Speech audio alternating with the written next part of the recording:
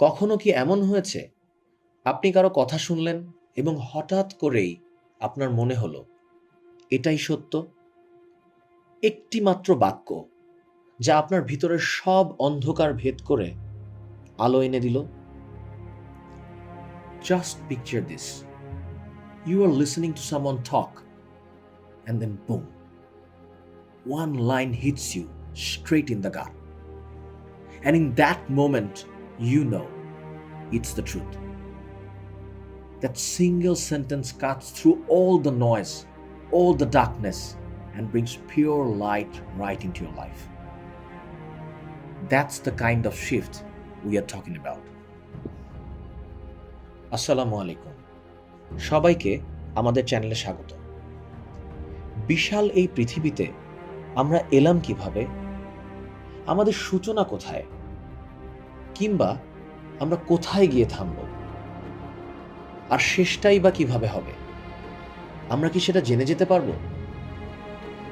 আজকের এই গল্প সেই সব উত্তর খোঁজারই একটা চেষ্টা মাত্র, এবং সেই সব উত্তর আমরা ইসলামিক স্ক্যাটোলজির আলোকে তুলে ধরার চেষ্টা করব।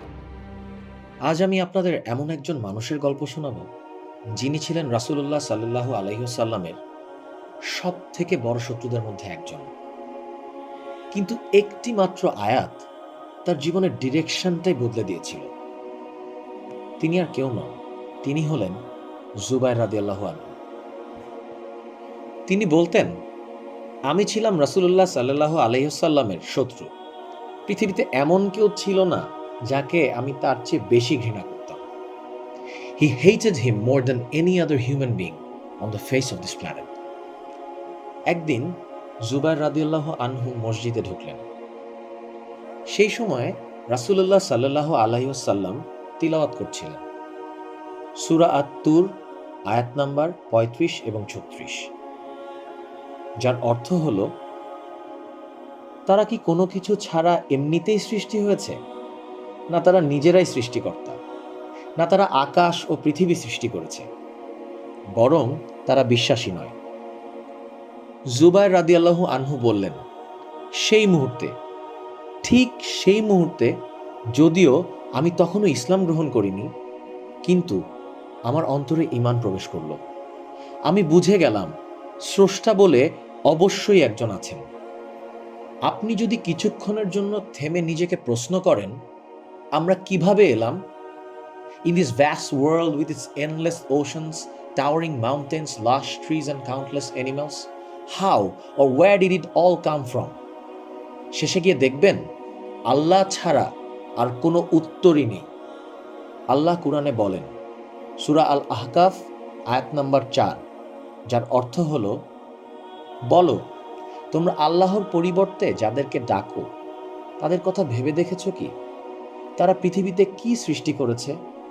আমাকে দেখাও। অথবা আসমানে তাদের কোনো অংশীদারিত্ব আছে কি? এই পৃথিবীতে আপনি যা কিছু দেখছেন তা সবই আল্লাহর দেওয়া উপাদানে তৈরি। জাস্ট ইম্যাজিন, আসমান থেকে যদি বৃষ্টি না নামে তাহলে এই জমিনে আর কিছুই হবে না। একদল নাস্তিক, যাদের বলা হয় আদ-দাহরিয়া, যার লিটারাল ট্রান্সলেশন হচ্ছে দি টাইমার্স, তারা বিশ্বাস করত সময় আমাদের শেষ করে দেয়, স্রষ্টা বলতে কিছু নেই। তারা ইমাম আবু হানিফা রহিমউল্লাহকে বিতর্কে ডাকল। ইমাম সাহেব ইচ্ছে করেই আসতে ১ ঘন্টা দেরি করলেন। তারা বললেন, তোমরা দেখেছ, উনি ভয় পেয়েছেন।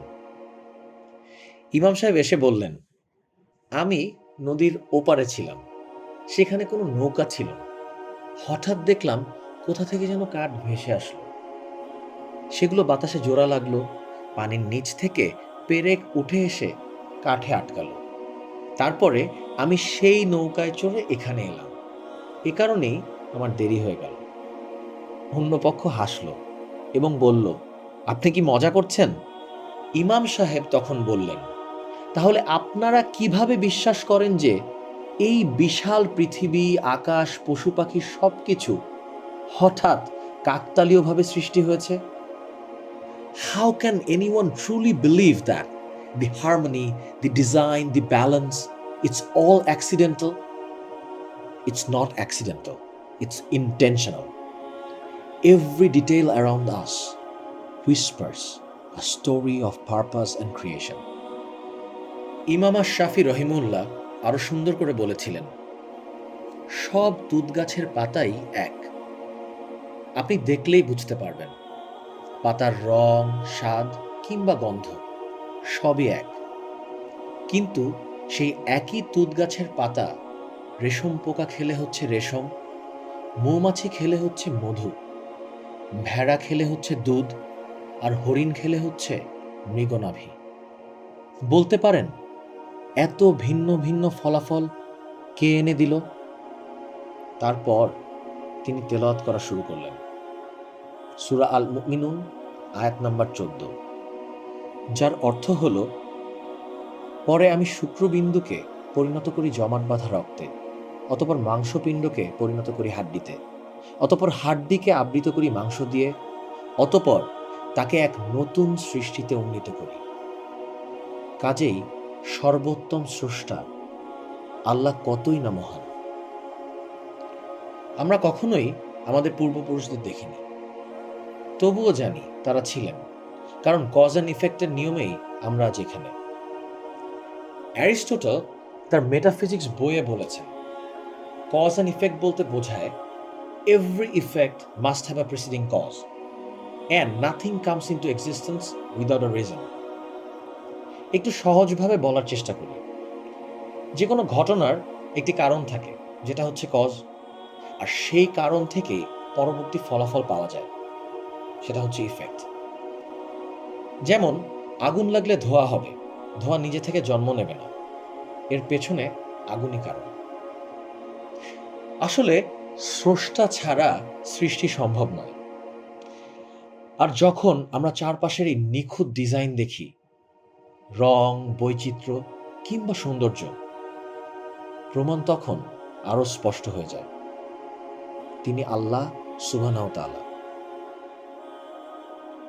Now tell me, are you really ready to accept the truth?